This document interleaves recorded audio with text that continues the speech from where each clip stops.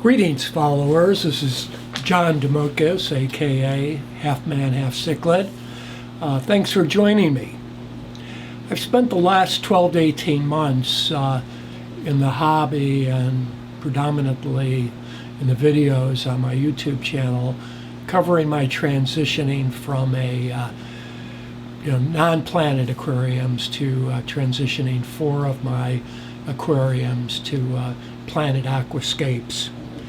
I've also spent a lot of time focusing on some of the fish I love, the geophagus and angels families, angelfish.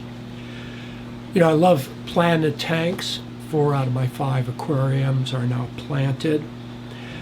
And I love them for a long list of reasons, which I can cover elsewhere. But I still enjoy my 500-gallon, I call it monster aquarium with large fish and no plants. And that's going to be the highlight of this video.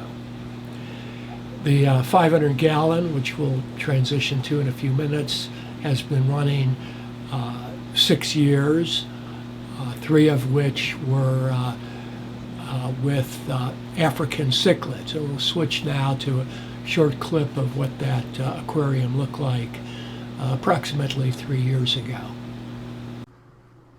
Again, here's the 500-gallon acrylic bowfront aquarium 3 years ago, and it was exclusively at the time predator haps.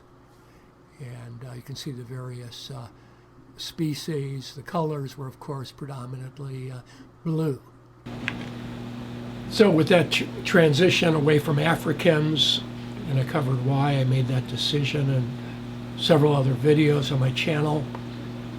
So I thought it was a good time today to give you an update on the 500 and my 3-year journey with mixed cichlid, gourami, and catfish species.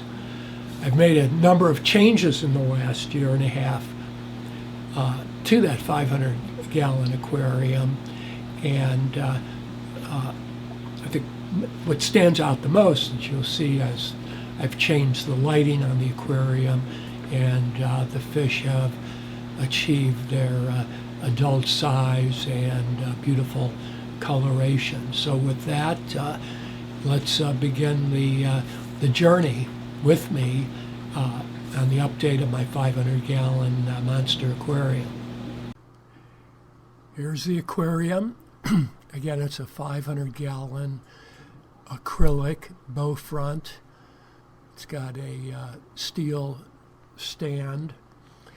In terms of support systems, it has a 110-gallon sump, a 60-gallon aquaponic grow bed to purify the water and remove the nitrates. The tank hardscape is a aqua decor rock background with a matching bottom mat, and you'll notice that the aquarium essentially has no substrate and a lot of driftwood that I have personally collected between Arizona and the desert of Mexico. The fish are, of course, Central and South American. The big guys are with the red fringes to their fins are red-tailed giant gouramis. You'll also notice I've got 7 or 8 African cichlids in here, and these are Sump babies. And what happened was, when I was getting out of Africans, I had a number of fry that got sucked into the sump, and I grew them out there for probably about a year before I moved them to this aquarium for them to achieve their adult size. I've also got catfish of the Synodontis family And I've got a couple placos that I use to clean the aquarium. In terms of the sump, I've got a 110-gallon acrylic sump, and I use Perrette foam and pot Scrubbies exclusively, and my pump is rated at 5,300 gallons per hour, but I suspect I'm getting just over 4,000 gallons per hour with the height of the head that the pump has to overcome and friction within the plumbing systems.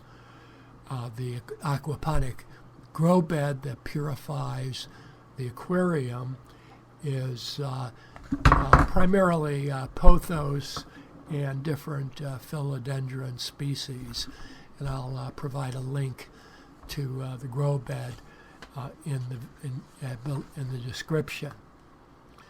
In terms of fish food, I feed these fish extreme monster and big fella and freeze-dried krill.